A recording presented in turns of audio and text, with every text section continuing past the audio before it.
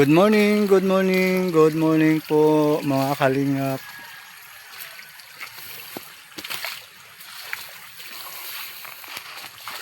Tayo po ay maglalakad-lakad. Papunta po tayo dito kay Tatay Jimmy. Ayan, bisitahin po natin si Tatay Jimmy. Parang naiba na ang daan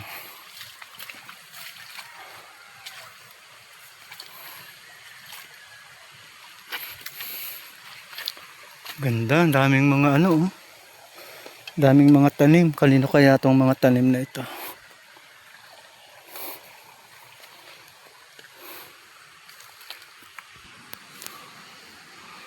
Wow, kanino kaya ito?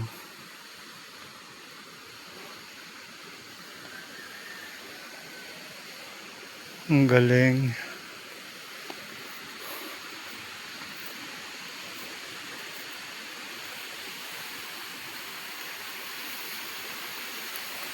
Mga Saan na kaya yung bahay dito ni Tata Jimmy?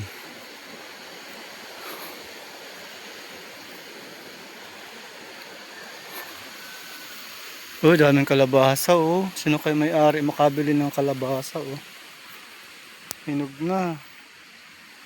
Dilaw na Ang dami.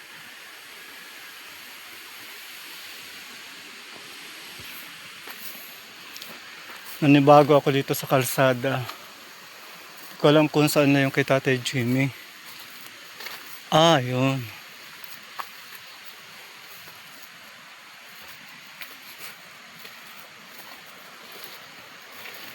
Ayun.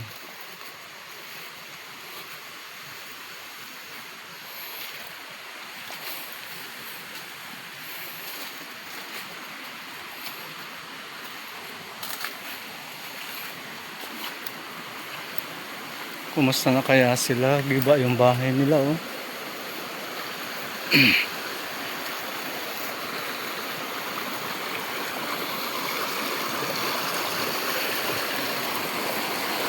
Sarap ng tubig.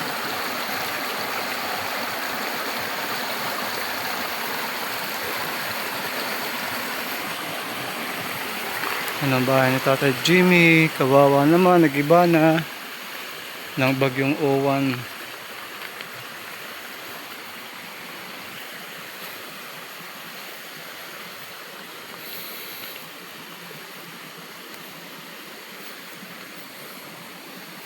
Pakatuwa naman yung tubig dito. Tao po! Tao po! Hoy! Tay!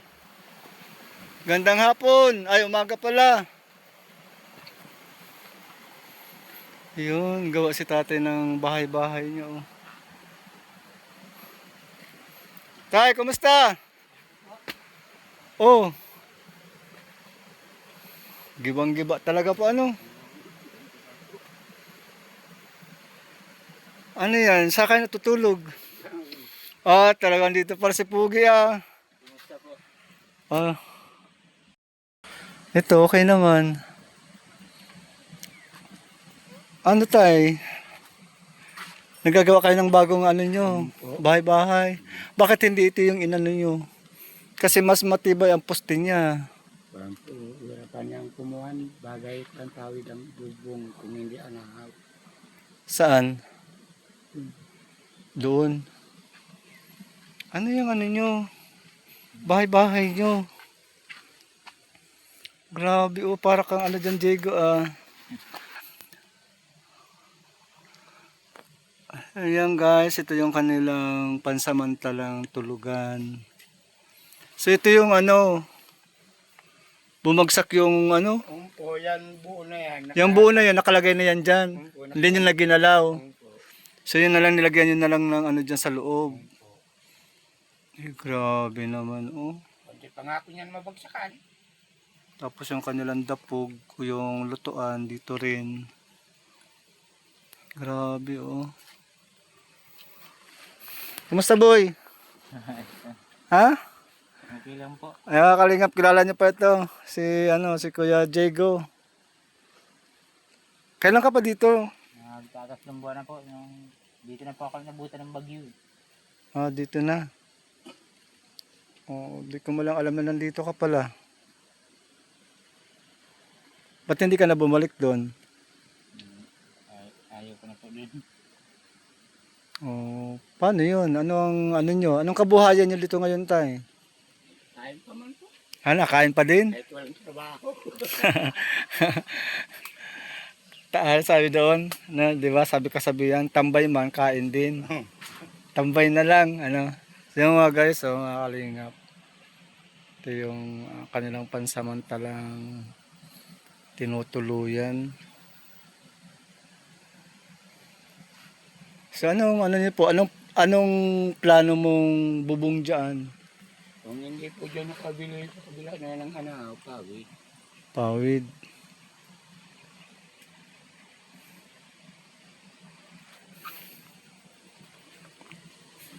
Utay nga po at maulan. So, ito mga kalingap po.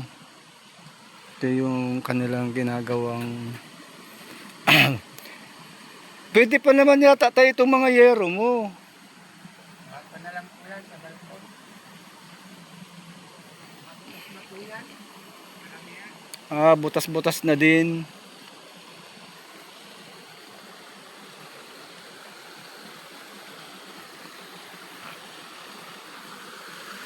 So ito po mga kalingap yung kanilang pansamantala kapalit nung nandun nilang bahay. So dito na muna sila. Pero mas maganda sana, yun na lang sana ang inano nila kasi yung haligi ay tawag dito. Ang haligi ay sementado. Oo. Kaya lang medyo malaki kaya expensive nga naman. Kaya ito yung ginagawa ni tatay. Kasi po yung mga kahoy-kahoy na yan, maaring libre na lang yan, nakukuha dun sa gubat. Kung meron pa silang napagkukunan.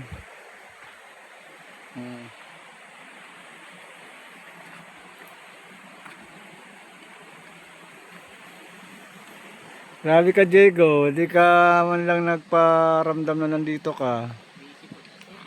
Ha? Busy? Anong ginagawa mo? Ano po na uling-uling po. Uling-uling. Tsaka yan po ng bahay.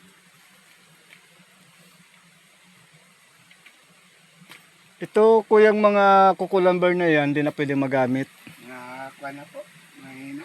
Mahina na rin, bulok na din ano.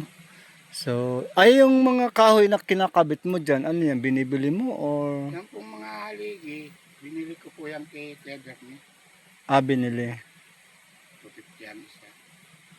Hmm, Yan mga kuha na yan, pangkabi. Kinukorte ko na lang. korte-korte na lang. So, yung kawayan na yan, Yan po yan kay Clever ni, bigay na lang po yan. bigay na lang. So, ikaw na lang ang nagkukuha. Hindi na po pinabayaran. Okay naman. Para saan yan? From side po.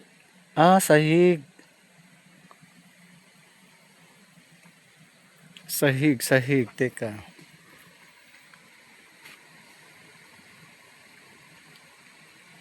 Dapat sana kuya, matibay yung Ginamitan mo ito kuya ng Ginamitan mo ito ng nibel hose? Wala po yan. Sipat-sipat lang. Wala po. Kaya pala kitang-kita na lang. Dapat lang. Kaya nga, dapat may po yung pansahig. Pwede pa man yatang mabago, Pwede pa rin po yan.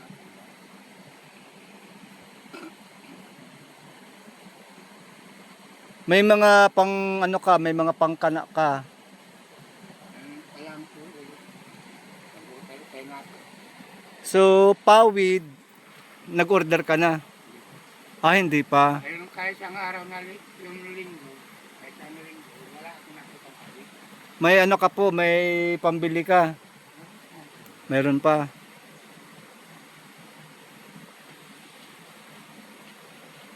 So, ilan lang pawid po ang tingin mo?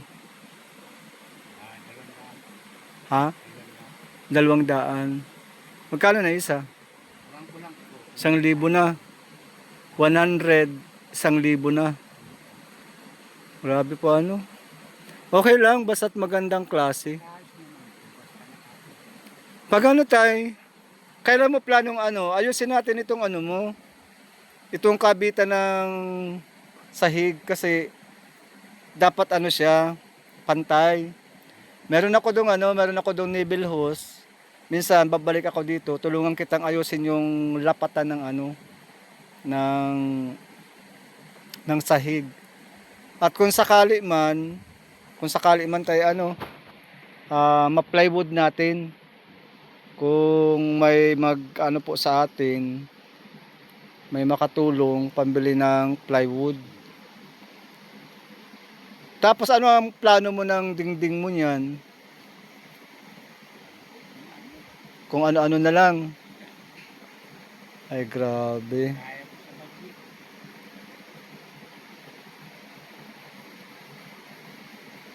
So budget talaga ang ano, ang kailangan.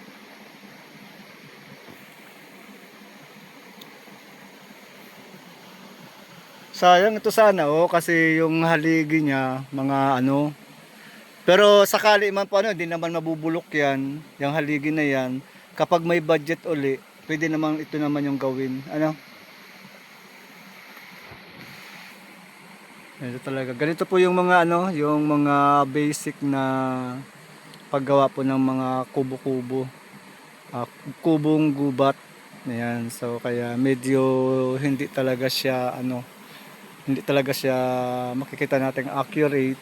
So ganun po talaga pagka ano, kubo-kubo lang. Pero dahil silang dalawa na lang po magtatay dito ni Diego.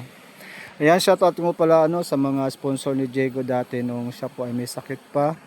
Ayan, so maraming pong salamat sa inyo. Dahil si Diego ngayon ay fully recover na po ano. So back to normal na uli yung kanyang buhay. Pero yun nga, hindi na siya bumalik sa Manila. At dito na lang siya, sama ni papa niya. So sabi nga nila, kumakain naman. Ano kuya? Kumakain naman. So yun yung blessing ni Lord. Na hindi naman si Lord magpapabaya, basta may pagsisikap lang. Ano tay? Kapag may Oo. Kahit maliit na bagay. Bagay, yung mga yero na yan, saan banda ang kusina mo yan? Halimbawa. pag-produce, sabi ni Tito, balkon daw po yan. Balkon ito. So yung kusina doon. So dapat talaga tay ano, meron tayong gagamiting naval hose. Kasi yung lupa mo tagilid. Yung bahay mo tagilid din. Sa gagamitan natin sa ng naval hose. Pero yun nga no, mga kalingap, kaya pa naman tanggalin yan. Yung mga pagkakalagay na yan. Tumalang po yan pa. Oo. So tsaka pati dapat tatay, ang dapat nasa ganito to yung kahoy. Nasa labas, hindi nasa loob. Dito dapat siya. Dahil hindi pantay-pantay yung haligi, mangailangan tayo dyan ng ano, ng tawag doon, pait. Kakabkabi natin yung gitna na yan kasi wala talaga, ang layo. Malayo. Malaki ay. Ay, ang laki ng kakainin pala niyan. Pero kaya pa yan. So guys, mga kalingap, ano po, sana matulungan po natin si tatay uli sa panibagong maliit na espasyo lang para sa kanilang magtatay na masilungan. Siguro mga ano to tay, kinakailangan na dito mga 300 na pawid, gawin ng 300 para kasama na yung kusina at yung balkon. Kasi kung 200, pag hindi maganda ang pawid, sinsin. Oo, kaya sana ang mabili ay yung order talaga, yung sadya. No, kasi yun po yung ginawa namin dati, yung unang bahay ko. Ano siya, pasadya namin kaya magandang klase. Ayan. At yung mga yero-yero na yan tayo, magagamit pa yan. Yung kung mga buta. Oo, yung mga kahit pandingding sa kusina, pwede pa yan. Kahit sa pandingding lang, magagamit pa yan. Kahit papaano. Kala ko sa ibabaw kayo ng puno natutulog. Okay, Diego. So, grabe guys, oh. Ganun talaga ang bagyo. Doon sa panayon. Ano? Ganyan. Biro. Nilipad doon sa malayo. Ay, grabe. Ang lakas. Yung pagpit Grabe na talaga. Ano yun? Wala na kayong mga aso. wala na po, inubos na po. Wala na. Kasi mga kalingap. Hindi man matapang dapat. Pansamantala po, ano, sana ay matulungan natin sila tatay dito. Kailangan lang po natin dyan pawid, plywood, pako. Yan, sana po ay ano, matulungan po natin sila uli.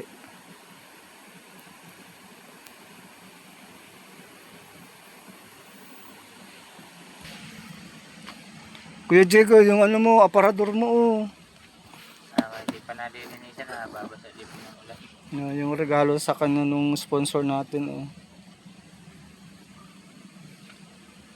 So, anong plano mo ngayon? Dito ka na muna. Dito na lang po muna ako.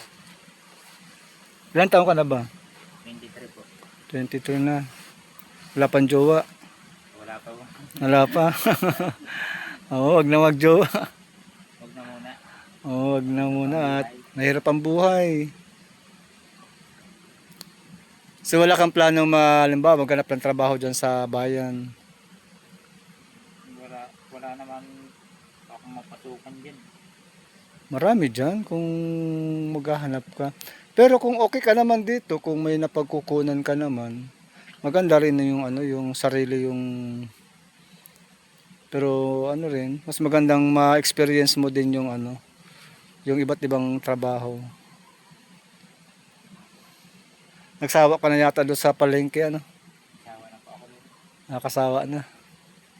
So wala kayong kuryente ngayon. Wala.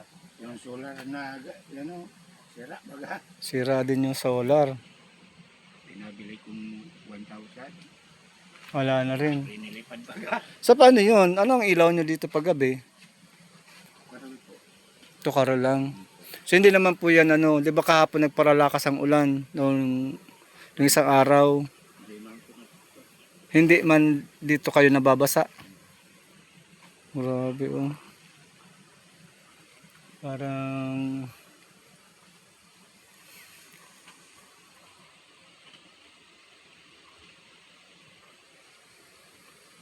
so ito pa yung mga upuan nyo oh, yung lamesa.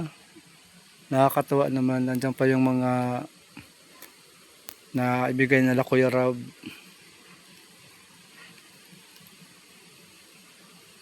Nag-ilang taon man to kuya, itong bahay-bahay nyo? Mahigit lang po 2 taon. 2 taon? Baka pa, sobra pa yun.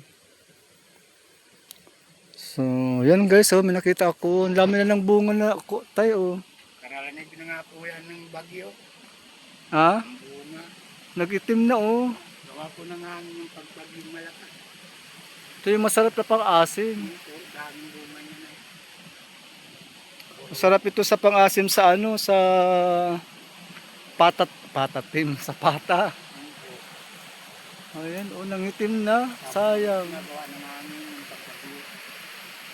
Matagal na itong namumunga tay. Dalawang beses lang po yan. 2 Kaya beses. lang yan nagdami ang bunga.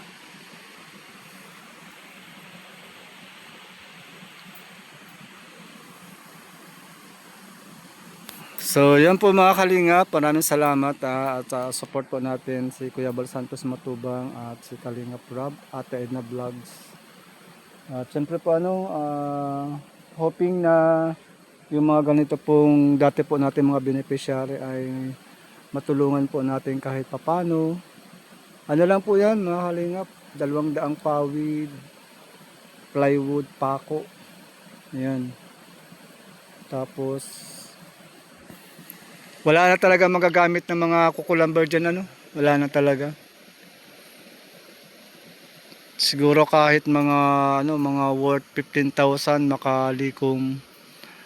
Yung 15,000 na yun ay magandang ano na po yan. Kahit papaano ay mapapaganda na po natin yung bahay-bahay nila Tatay Jimmy tsaka ni Diego.